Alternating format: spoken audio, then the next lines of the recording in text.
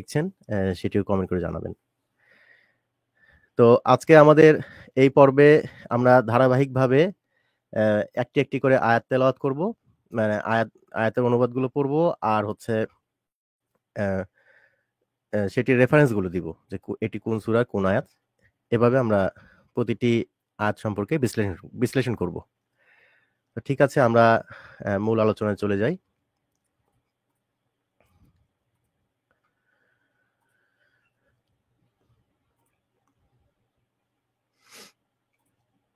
জি, এই আয়াতগুলো আমি বিভিন্ন অনলাইনে বিভিন্ন ইয়ে থেকে প্ল্যাটফর্ম থেকে কালেক্ট করেছি। আর এই যে এর পেছনে বা সবার আয়াতগুলো শেষে আমাদের আয়াতের রেফারেন্স নাম্বার দেয়া আছে, আপনারা এর সাথে অবশ্যই অবশ্যই মিলিয়ে নেবেন। আর যদি কোনো কারণে আয়াতের নাম্বারের সাথে এটা না মেলে, তাহলে এই যে যতটুকু আয়াত এখানে লেখা আছে যে তোমরা সত্যকে মিথ্যার সঙ্গে মিশ্রিত করো না, এই শব্দটা আপনারা গুগলে লিখে সার্চ করবেন। তাহলে আপনাকে এই সরাসরি এই আয়াতটি দেখাই দিবে এটা কোন নাম্বার, কোন সূরার কত নাম্বার আয়াত। তো ঠিক আছে, আমরা শুরু করি। মানবজাতির প্রতি পবিত্র কোরআনের 100টি উপদেশ, অর্থাৎ আল্লাহ আমাদেরকে আসলে কি করতে বলেছেন, আমরা কোন পথে চলবো। আমরা এই যে হাজার হাজার লক্ষ লক্ষ হাদিসের নিচে চাপা পড়ে আমরা আসলে সঠিক পথ হারিয়ে ফেলেছি। তো আসলে আমাদের উচিত আহ, সঠিক পথটি খুঁজে বের করা। আর আমাদের চ্যানেলের এই মূল উদ্দেশ্যটাই হচ্ছে এটি, যে আমরা কোরআন থেকে আলোচনা করব এবং বিষয়গুলো বোঝার এবং বোঝানোর চেষ্টা করব, যদিও আমরা এখানে সবাই ছাত্র। তো ঠিক আছে, প্রথমটি হচ্ছে 1 নাম্বার, সত্য ও মিথ্যার মিশ্রণ করা যাবে না। প্রথম কথা, সত্য এবং মিথ্যার মিশ্রণ করা যাবে না। সূরা বাকারার 42 নম্বর আয়াত। দেখেন সূরার কোরআনের প্রথম দিকে প্রথমেই এ ধরনের আয়াত নিয়ে বিষয়গুলো রয়েছে যে সত্যের সাথে মিথ্যা মিশ্রণ করা যাবে না, অর্থাৎ আমরা কোনোভাবেই এটি করতে পারবো না। এরশাদ হয়েছে, তোমরা সত্যকে মিথ্যার সঙ্গে মিশ্রিত করো না এবং জেনে শুনে সত্য গোপন করো না। আচ্ছা, দ্বিতীয় নাম্বারটি হলো, এখানে আমাদেরকে কিছু ভাই এই আমাদের লাইভে জয়েন হতে চাচ্ছেন। আমি ওনাকে আগে লিঙ্কটা দিয়ে দিচ্ছি।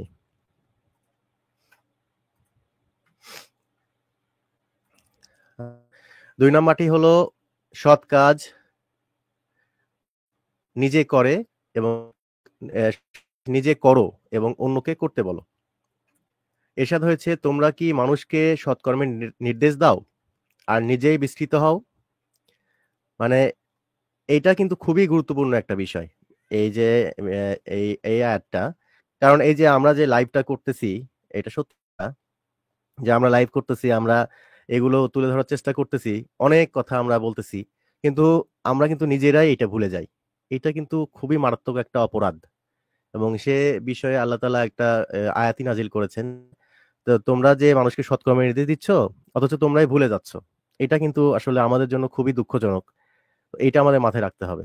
আমরা যে কাউকে ভালো কাজ করার কথা বলবো, পাশাপাশি আমরা নিজেরাও সেটা কন্টিনিউ করব। 3 নাম্বার হলো, বিবাদে লিপ্ত হয়েও না।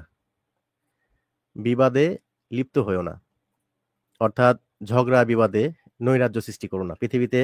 আল্লাহ তাআলা বলতেছেন, দুষ্কৃতিকারী রূপে পৃথিবীতে নৈরাজ্য সৃষ্টি করো না। মানে আমাদের অযথা কোনো বিষয়ে বিবাদে লিপ্ত হওয়া উচিত না। আমরা আহ, নিজেরা ধৈর্য ধারণ করব এবং এগুলো থেকে বিরত থাকার চেষ্টা করব। সূরা বাকারা আয়াত নাম্বার 4 নাম্বারটি হলো, কারো মসজিদে যাওয়ার পথে বাধা দিও না। এরশাদ হয়েছে, তার চেয়ে বড় জালিম আর কে, যে আল্লাহর ঘর মসজিদে তার নাম স্মরণ করতে বাধা দেয় এবং বিনাশ সাধনে প্রয়াসী হয়। সূরা বাকারা আয়াত 114। এখানে একটা খুবই গুরুত্বপূর্ণ বিষয় বলা আছে 5 নাম্বার পয়েন্টে, সেটি হচ্ছে কারো অন্ধ অনুসরণ করা যাবে না। কি আমরা কিন্তু মানে আমাদের পীর মাশায়েখ, আমাদের আলেম সমাজ, হুজুর এনারা যা বলতেছে সেটাই অন্ধভাবে অনুসরণ করতেছি। অথচ কোরআনে সরাসরি এই আয়াতটি আল্লাহ তাআলা দিয়ে দিয়েছেন সূরা বাকারা 170 নম্বর আয়াতে। তিনি বলছেন, যখন তাদেরকে বলা হয় আল্লাহ যা অবতীর্ণ করেছেন তোমরা অনুসরণ করো। আমি এইরকম বিষয় অনেক জায়গায় পেয়েছি। আমি যখন উপস্থাপন করতেছি যে আল্লাহ তাআলা কোরআন নাজিল করেছেন, আপনারা এটা অনুসরণ করে চলেন। তখন তারা ঠিক এইভাবে উত্তর দেয় যে তারা বলে, না, বরং আমরা আমাদের পিতৃপুরুষদের যাতে পেয়েছি তার অনুসরণ করব। মানে ওনারা প্রিভিয়াস যে জিনিস চলে আসতেছে ওনারা সেই জিনিসই অনুসরণ করবে। যেমন আবু জেহেল ওই সময়কার যে কাফের সম্প্রদায় যেটা রাসূল সাল্লাল্লাহু আলাইহি ওয়াসাল্লামকে বলতেন যে আমরা এটা করব না। তো এই আয়াতটা কিন্তু শুধুমাত্র সেই সময়কার জন্য না। এটা কিন্তু আল্লাহ তাআলা যেহেতু কোরআনটি সমগ্র মানব বিশ্বের জন্য, জাতির জন্য কিয়ামত পর্যন্ত একটি বিধান হিসেবে এটি নাজিল করেছেন। সুতরাং এই আয়াতটি সারা জীবনের জন্য বলবৎ থাকবে যে যখন তাদেরকে বলা হয় আল্লাহ যা অবতীর্ণ করেছেন তোমরা তা অনুসরণ করো।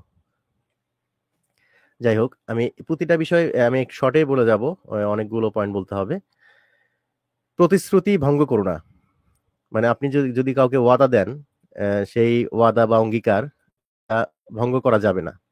এরশাদ হয়েছে, হে ঈমানদাররা, তোমরা অঙ্গীকার পূর্ণ করো। সূরা মায়েদা ১ম আয়াত। ৭ নম্বর হলো অন্যায়ভাবে কারো সম্পদ ভোগ করা যাবে না। ভাই এইটা হচ্ছে আমাদের সর্বপ্রথম কারেকশনে আসতে হবে। অন্যায়ভাবে সম্পদ ভোগ করা আমাদের একটা নেশা, যে আমি আমার বোনের জমি পাবে আমি দিচ্ছি না, আমার ফুপুর জমি, আমার ধরেন বোন, তো ফুপু থাকতে পারে, আমার ফুপুর জমি আমি দিচ্ছি না। তো আপনি কেন দিবেন না? বিধান যেখানে দেয়া আছে আপনি এই করতে হবে, আহ, সেখানে আপনি অন্যায়ভাবে কারো সম্পদ ভোগ করতে পারবেন না। এরশাদ হয়েছে, তোমরা নিজেদের মধ্যে একে অন্যের অর্থ সম্পদ অন্যায়ভাবে গ্রাস করো না। সোজা কথা, মানে এক কথায় আজকে লাইভের মূল বিষয় হচ্ছে আমাদের হ্যালো কি করা। হ্যালো জি, জি।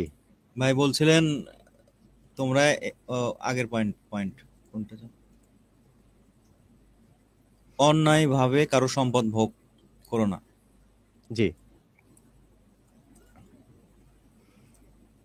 ইমাম সাহেব মসজিদে যে ইমাম সাহেব, আমি জি। এরকম দেখেছি এবং শুনেছি, ওনার গ্রামে কিছু জমি আছে, উনি নিজে সকালবেলা কাজ করেন জমিতে এবং আইল কাইটা বড় করে দেন মানে উনি ইমাম সাহেব পার্শ্ববর্তী। নিজেই? হ্যাঁ, এরকম আমি দেখছি এবং বিবাদে লিপ্ত হন। মানে ইমাম সাহেব দিয়ে বলতেছি না, এটা আমাদেরও নিজেদের ভিতরেও বাপ চাচা। না, তাহলে মনে হয় করেনি, অথবা এ কোরআন উনি শুধু মুখস্থ করে গেছেন। বুঝতে পারছেন, উনি এটা শুধু মুখস্থ করেছেন, এই বিষয়ে উনি এই আয়াতটি উনি পড়েননি। গ্রাম বাংলায় এটা একটা এটা কমন সমস্যা, গ্রাম বাংলায় কমন সমস্যা, না, জমির আইল আইল কেটে কাট বড় করা হয়। আইল কাটা অবশ্য একটা কমন সমস্যা ভাই। একটা জিনিস চিন্তা করে দেখেন, আপনি যে এটা একটা কি জমি আইল কোরআনের কাটলেন, এটা কি কোরআনের বিধানের মধ্যে পড়বে? আপনি যদি একটু ৫ ব্যাখ্যা ইঞ্চি করেন। আইল কাটেন, আমি মিউট করলাম। হ্যাঁ, আপনি যদি ৫ ইঞ্চি আইল কাটেন তাহলে এই ৫ ইঞ্চি ধরেন এদিকে 50 কাটছেন, তাহলে ধরেন বেশ ভালোই হলো। স্কোয়ার ইঞ্চিতে যদি আপনি হিসাব করেন, কয়টা ধান ভাই আপনি বেশি পাবেন বলেন তো?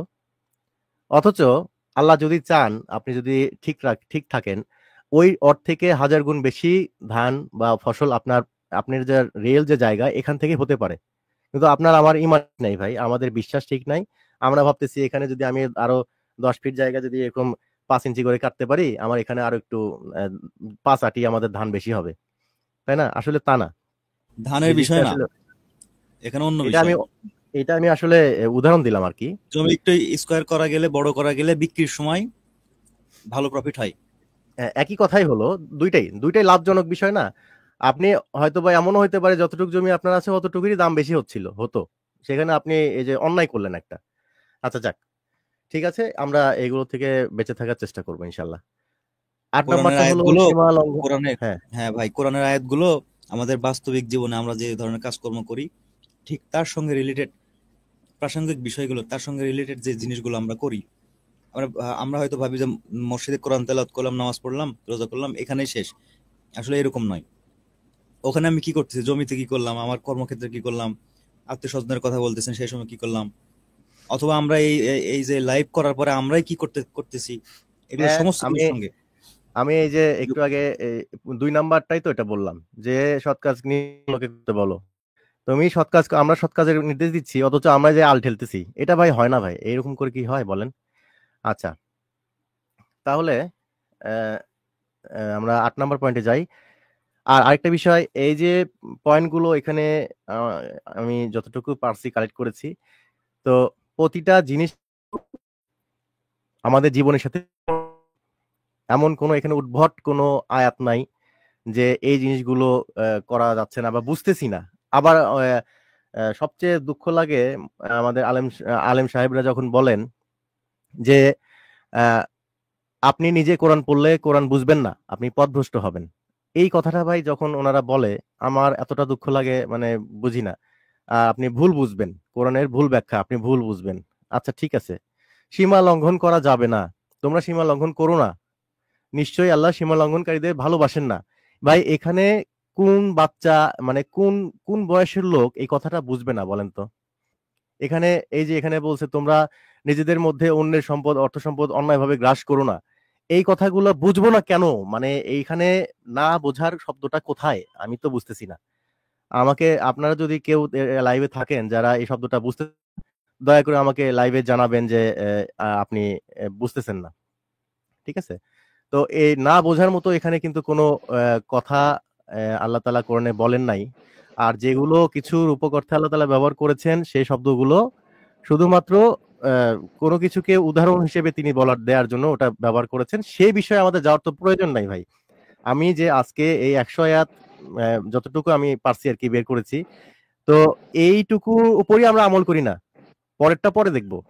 আর বাকি যেগুলো আছে, বাকি যে আরো আরো ধরেন ৬,২০০ বা ৬,১০০ আয়াত আছে, ওগুলো থাক, আপাতত রাখেন। আগে বেসিক, ভাইয়া সাউন্ডটা একটু মিউট করলে ভালো হয়। আচ্ছা, তো আমরা চেষ্টা করি, চেষ্টা করতে সমস্যা নাই। আর চেষ্টা আমরা যে আগে, আমরা আগে চেষ্টা করবোটা কিভাবে? আমাদের তো আমাদের সামনে তো এই আয়াতগুলো আসে নাই যে আমরা আল্লাহ এটা বলছে কিন্তু আমরা সেটা যে করব। আমাদের সামনে যদি বই না দেয়া হয়, আমরা তাহলে পড়বো কি বা বুঝবো কি? আহ, এখন আমাদের সামনে আসতেছে, আমরা আগে মনে পড়বে যে না এরকম একটা আয়াত আছে, যেমন এই যে সীমা লঙ্ঘন করা যাবে না, সূরা বাকারা 190 নম্বর আয়াতে এটা আল্লাহ তাআলা বলতেছেন। তার মানে আমরা যখন কোনো একটা কাজে সীমা লঙ্ঘন করতে যাচ্ছি, তখনই আপনার এই আয়াতের কথা মনে পড়ে যে আল্লাহ তাআলা তো সীমা লঙ্ঘন করতে মানা করছেন, নিষেধ করছেন। উনি তাদেরকে ভালোবাসেন না, তাহলে আমরা করলাম না। আল্লাহর পথে ব্যয় করো, এরশাদ হয়েছে তোমরা আল্লাহর পথে ব্যয় করো। সূরা বাকারা আয়াত 195। এতিমদের সম্পদ রক্ষণাবেক্ষণ করো।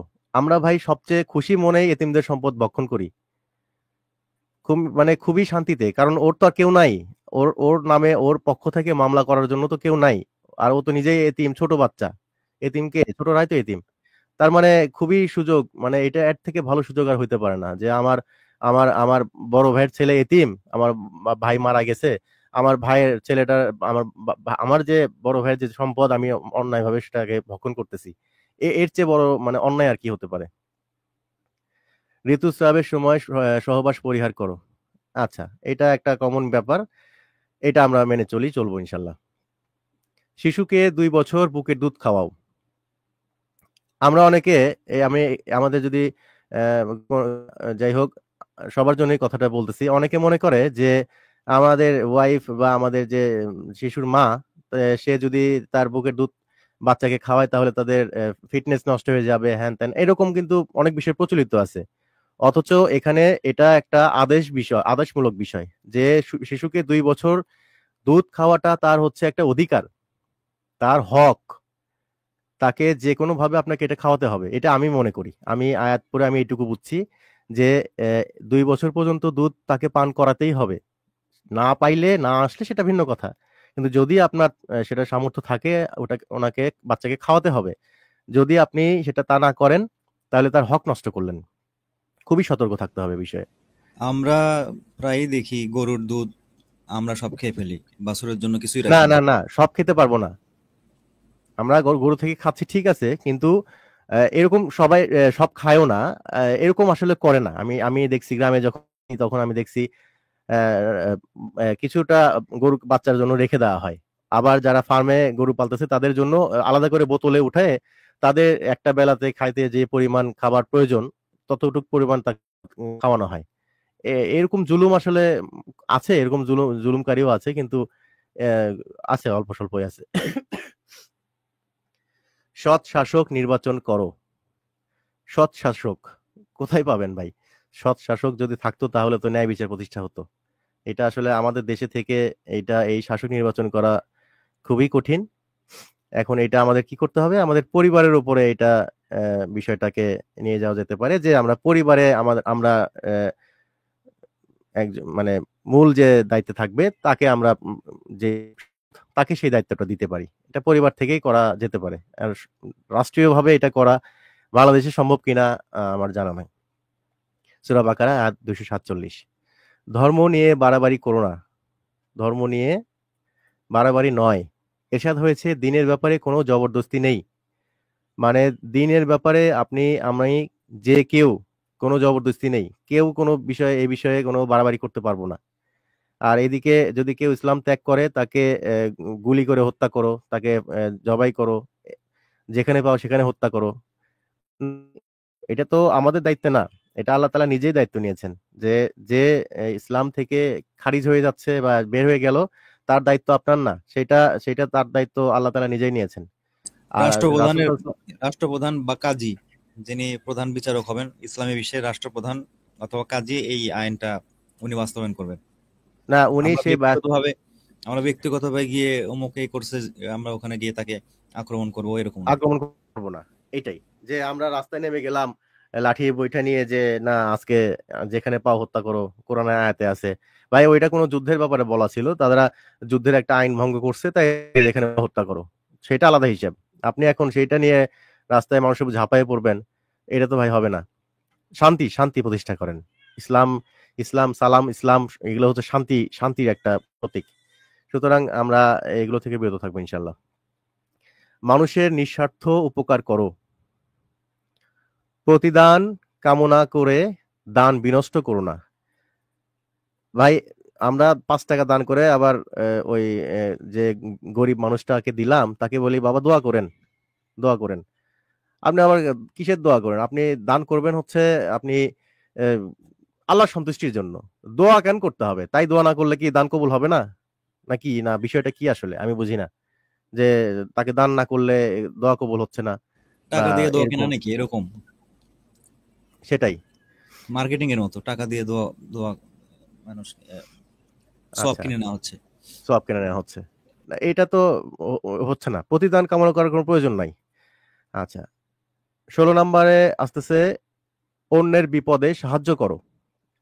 অন্যের বিপদ দেখলে আমরা পিছনে সবার আগে পিছন দিক দিয়ে দৌড় দিই, যে বাবা এখন বিপদে পড়ছে, হয়তো টাকা চাবে, বিপদে পড়ছে হয়তো বা এটার কথা বলবে। আমরা অযথা মিথ্যা কথা বলে লাভ নাই, আমরা নিজেরাই করি। আমরা এগুলো থেকে বিরত থাকা উচিত। প্রয়োজনে সহযোগিতা করো। যদি প্রয়োজন পড়ে, কারো হেল্প দরকার হয়, আপনি হেল্প করেন। এই যে সূরা মাউনের মধ্যে কিন্তু একটা আয়াত আছে, যে নিত্যদিনের ব্যবহার্য জিনিস দেয় না, তার জন্য কিন্তু মানে আল্লাহ তাআলা কঠোর হুঁশিয়ারি দিয়েছেন, যে যে মানুষকে নিত্যদিনের ব্যবহার্য যে জিনিসগুলো আছে, মাউন মাউন সে মাউন, সূরা, যে মাউন দেয় না। হ্যাঁ সূরা মাউন। তো ওখানে কিন্তু সরাসরি বলা আছে যে যারা এই এই ধরনের মানুষের উপর আল্লাহ তাআলা লানত করেছেন, যারা মানুষকে নিত্যদিনের ব্যবহার্য যে জিনিসপত্রগুলো আছে এগুলো দেন। এই যে আমি দেখাই, দেখতে পাচ্ছেন মনে হয়। এবং উপরে আরো আছে, যাই হোক আমরা এগুলো বিশদ আলোচনা করব পরে। প্রয়োজনীয় গৃহ সামগ্রী দানের ছোট ছোট সাহায্য করা থেকেও বিরত থাকে। মানে আপনি একজনের কাছে একটা কোদাল চাইতে গেছেন, ভাই আমি একটু মাটি কাটবো, দেখবেন হ্যাঁ, যে ওইটা ওইটাই নিয়েও বলতে চাচ্ছিলাম। জি। ওইটাই বলতে চাচ্ছিলাম, আবার আপনি দিয়ে দিছেন, পরে দেখবেন ভাই হারাই গেছে, ওই আবার দিচ্ছে না। ওটা না, লুকায় তাহলে লুকায় রাখছে। সেটা তাহলে আবার অন্য বিধানের মধ্যে যাবে। সেটা হ্যাঁ, আপনি তো দিবেন, ওইরকমই তো হচ্ছে, এই জন্য তো মানুষ আর দিচ্ছে দিবেন না। মানে মানে উনি এটা করতে পারে বিধায় আপনি দিবেন না, এটা কিন্তু আমি দিব না, এটা কিন্তু, তাহলে আমি আমি এই বিধান লঙ্ঘন করলাম, গৃহস্থালীর প্রয়োজনীয় জিনিস তাকে দিলাম না। আর সে যদি ওইটা দিয়ে ফেরত না দেয়, তাহলে সে আমানত বা অঙ্গীকার পূর্ণ করলো না, তাহলে এটা তো তার দায়িত্ব, তাই না? আমরা ও দিবে না বিধায় আমি করব না, বিষয়টা করলে কিন্তু সবাই এই দ্বন্দ্বই থেকে গেল। আমাদের উচিত আসলে দেয়াটা উচিত। আচ্ছা, তারপরে কি আসতেছে? সুদ পরিহার করো। কে? আমরা সুদ পরিহার করব?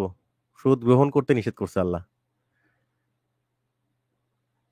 পৃথিবীতে এখন মূল ব্যবসাই তো সুদ। সুদ ছাড়া তো আপনি টিকতে পারবেন না। তাহলে সুদ কিভাবে পরিহার করবেন? কোনোভাবে যদি করতে হবে। আপনি জমি জায়গা বিক্রি করে 30 লক্ষ টাকা ব্যাংকে ফেলে ব্যাংকে রাখতে রাখতে পারেন। পারেন বা 40 লক্ষ টাকা ব্যাংকে রাখতে পারেন, তাহলে একটা কত করে সরকারি আসবে মাসে? চাকরিজীবী একজন মানুষ যে বেতন পায় আপনি তার থেকেও ভালো অবস্থানে থাকবেন, প্রতি মাসে আপনি টাকা পাবেনই। তাই না? তাহলে আপনার আর কিছুই করা লাগবে না, 30,000 টাকা আপনার সুদ খাইতে লাগবে, 30,000 টাকা আপনার সুদ খাইতে লাগবে না এক না, মাসে। লাগবে না। ঠিক আছে। ওই 40 লক্ষ টাকা রাখলে প্রতি মাসে এরকম আসবেই। সুদ গ্রহণ করো না।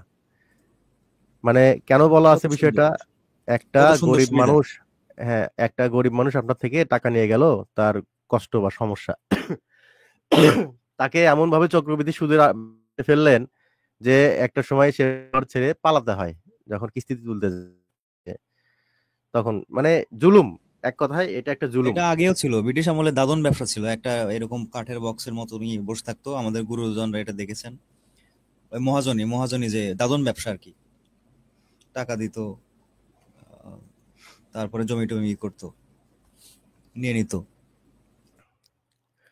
আচ্ছা, তারপরে আহ, 18 নম্বর হচ্ছে অপারগ ব্যক্তির ওপর সদয় হও। যদি ঋণগ্রস্ততা অভাবগ্রস্ত হয়,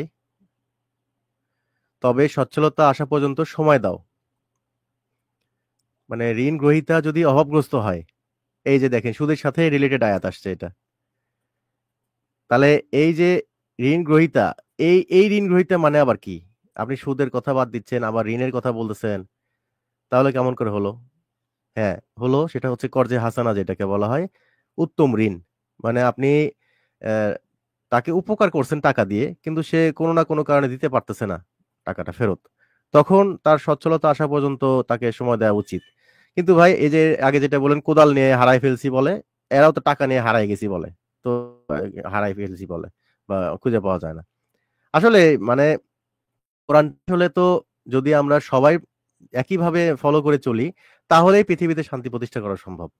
কারণ হচ্ছে, আমি আপনাকে দিলাম, আপনি আমাকে টাকা দিলেন, আমি ভাই নিয়ে উধাও হয়ে গেলাম, তাহলে আমি তো ইয়ে করলাম না, মানে আমার আমানত আমি খেয়ানত করলাম বা অঙ্গীকার পূর্ণ করলাম না। তার মানে উপরে কিছু আয়াত পড়লাম, সে আয়াত আমার জন্য, আর 18 নম্বর আয়াতটা আপনার জন্য, যে আপনি আমার সচ্ছলতা আসা পর্যন্ত আমাকে একটু সময় দেন। আর আমার উচিত হচ্ছে, যেহেতু আপনার থেকে আমি টাকাটা নিছি, আমাকে অঙ্গীকার করতে হবে।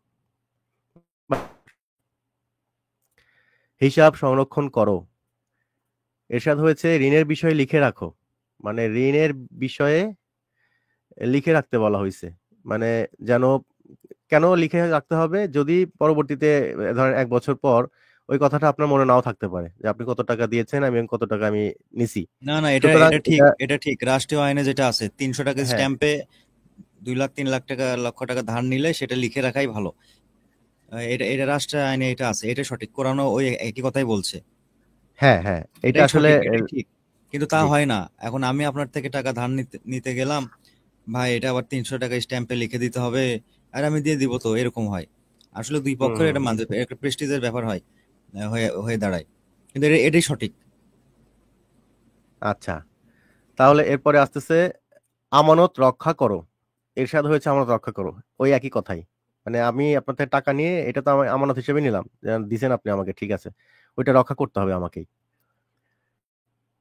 এবার পরনিন্দা পরিহার করো। এটা ভাই একটা, মানে চূড়ান্ত লেভেলের কঠিন কাজ। চূড়ান্ত লেভেলের কঠিন কাজ, এটা সম্ভব না।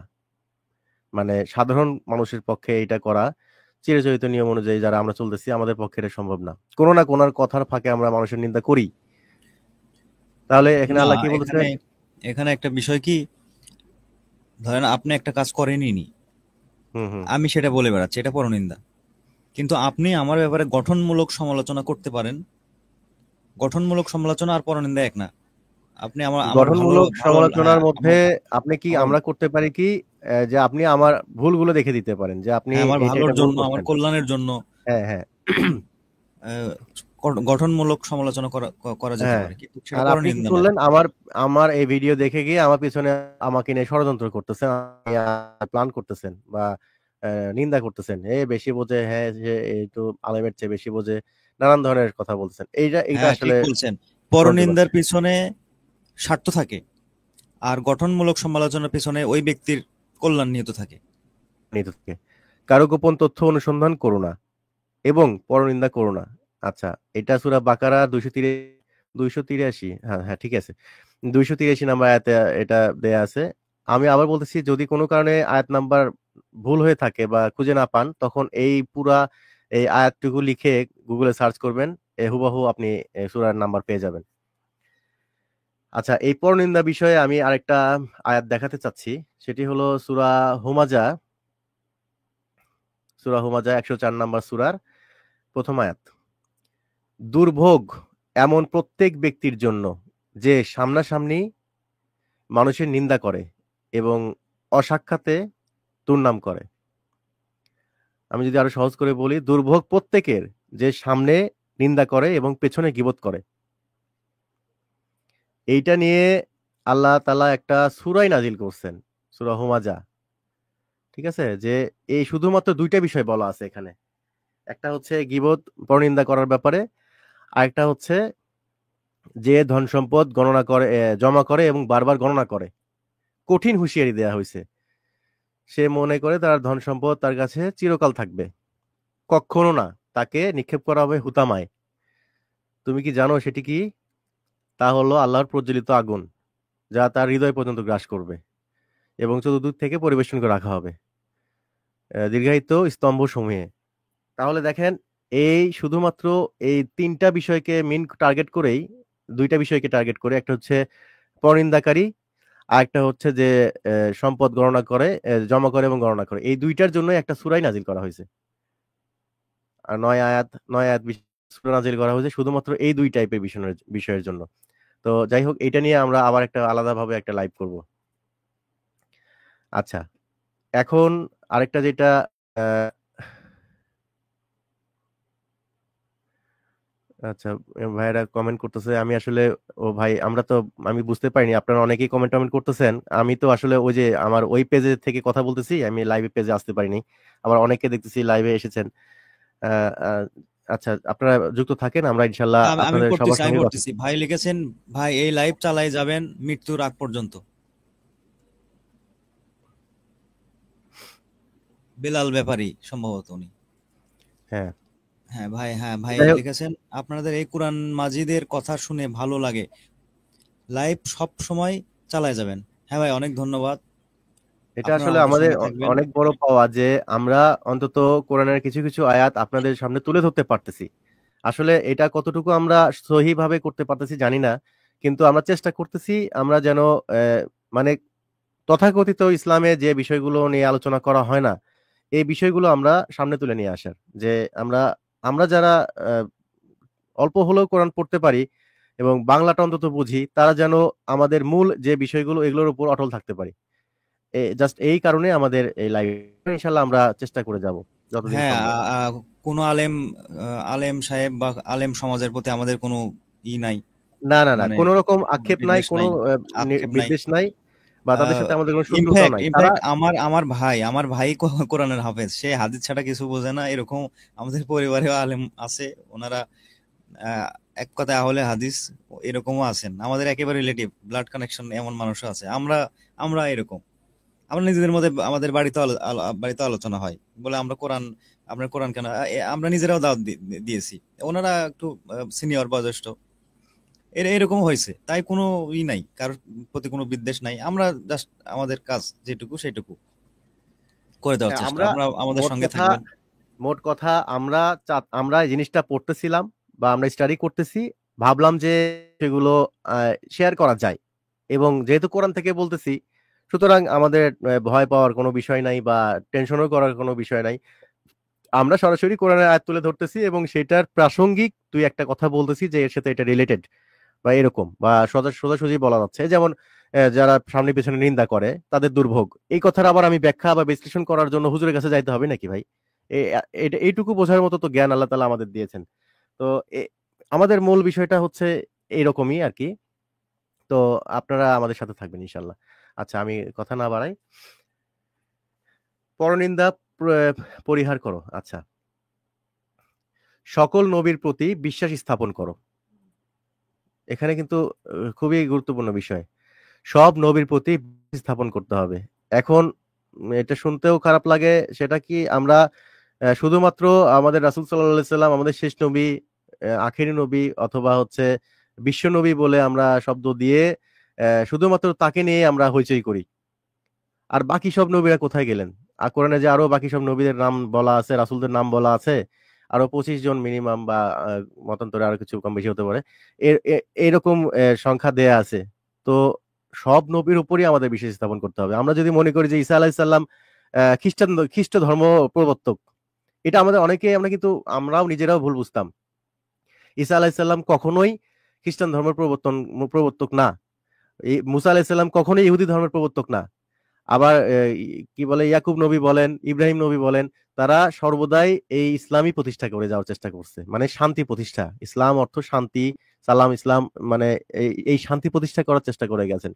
তার মানে প্রতিটা নবীর অ্যাম্বিশন একটাই ছিল, যে বিশ্বে, রাষ্ট্রে, নিজের বাড়িতে শান্তি প্রতিষ্ঠা করা। এটাই ছিল তাদের মূল টার্গেট।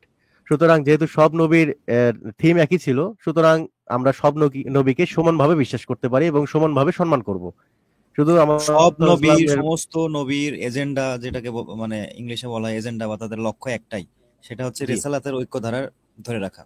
মানে নবী রাসূলের যে ঐক্যধারা রেসালাত, সেটা হচ্ছে একত্ববাদ, আল্লাহর একত্ববাদকে ধরে রাখা। এটা সমস্ত নবী রাসূলের একটাই কাজ, কমন কাজ সমস্ত জাতির মধ্যেই। আমি এমন কোনো জাতি সৃষ্টি করিনি যেখানে আমার সতর্ককারী পাঠাইনি।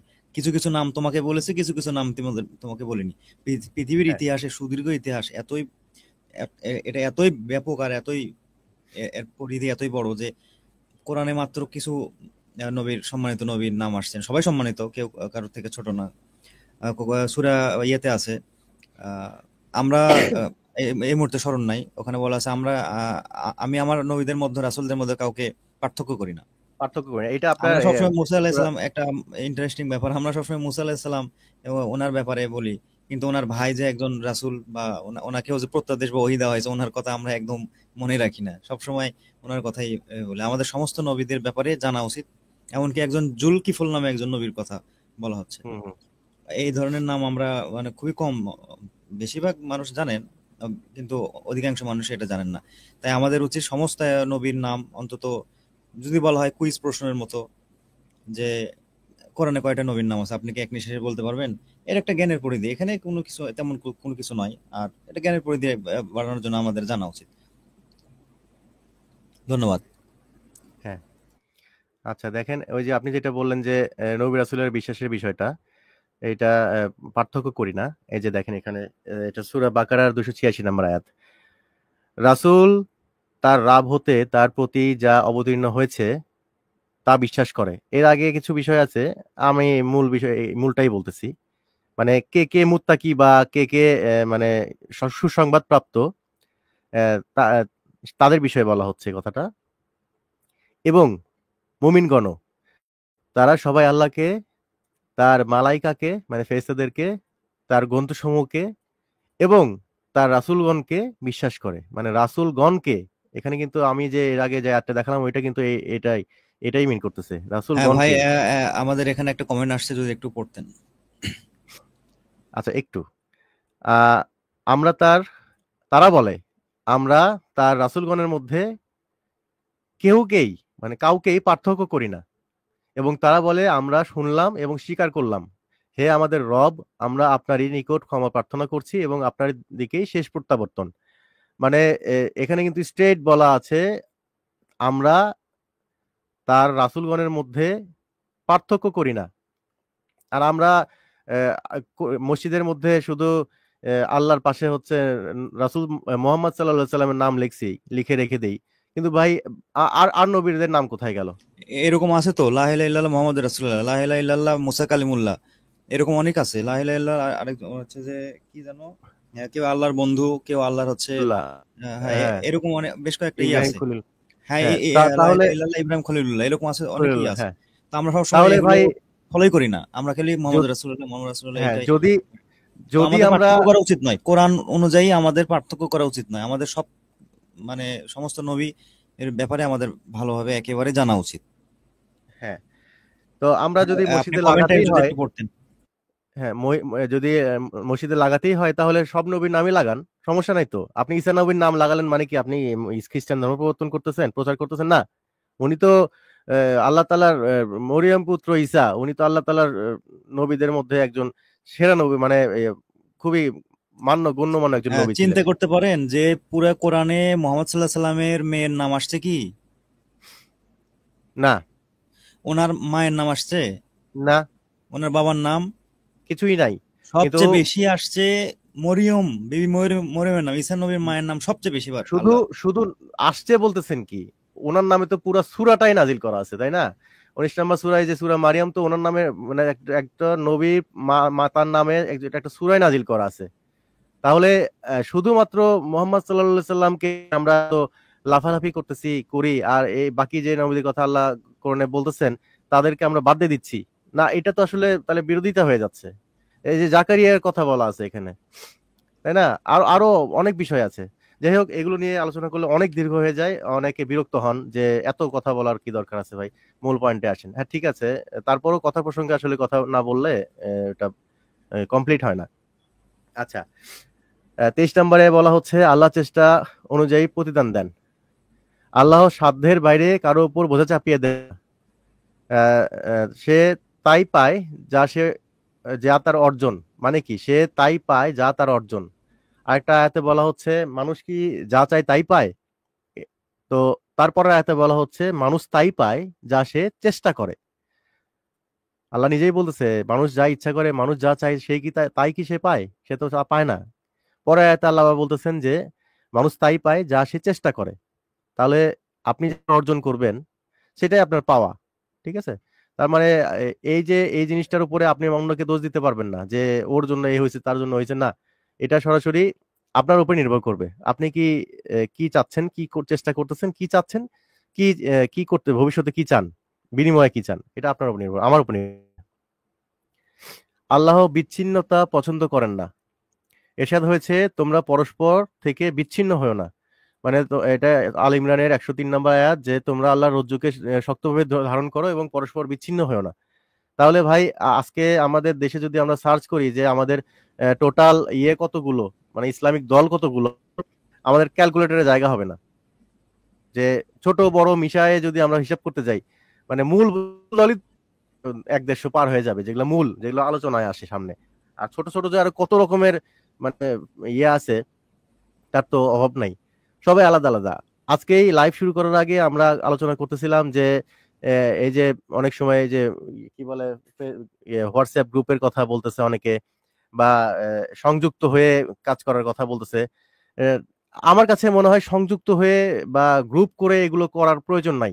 আপনি আপনার জায়গা থেকে এটা শেয়ার করেন, আমরা আমরা আমাদের জায়গা থেকে বা আমি আমার জায়গা থেকে শেয়ার করতেছি। আপনি আপনার ভিডিও দিয়ে 50 জন লোককে দেখান, 50 জন লোক আরো 50 জন করে দেখাক, তাহলে দেখেন কতজন মানুষের কাছে পৌঁছে যাচ্ছে। কিন্তু যখনই আমি এটা একটা গ্রুপিং করব বা একটা দল বানানোর চেষ্টা করব, তাহলে কিন্তু আমরা একটা মাযহাবের মধ্যে চলে গেলাম। তখন আমাদেরকে বলবে যে আহলে হাদিস, আহলে কোরআন মাযহাব। আর এরা এরা কোরআনের পিছনে কোরআন শুধু কোরআন করে। না, এরকম না। আমাদের যদি সঠিক, যদি আমরা হাদিস পাই, আমরা হাদিসও গ্রহণ করব, সেটা কোরআনের সঙ্গে মিল থাকতে হবে। অযথা আমরা কোনো দলের মধ্যে না, আমরা শুধুমাত্র স্পষ্ট যা সামনে পাবো সেটা আলোচনা করব। সুতরাং দলাদলি করার কোনো প্রয়োজন নাই। আশা করি বুঝতে পেরেছেন। পরস্পর বিচ্ছিন্ন হয় না, জি। হ্যাঁ, লিখেছেন সত্যের শারমিন প্রতি, জি। হাসি ইল্লা, এভাবে কোরআনের কথা প্রচার করুন। অনেক ধন্যবাদ।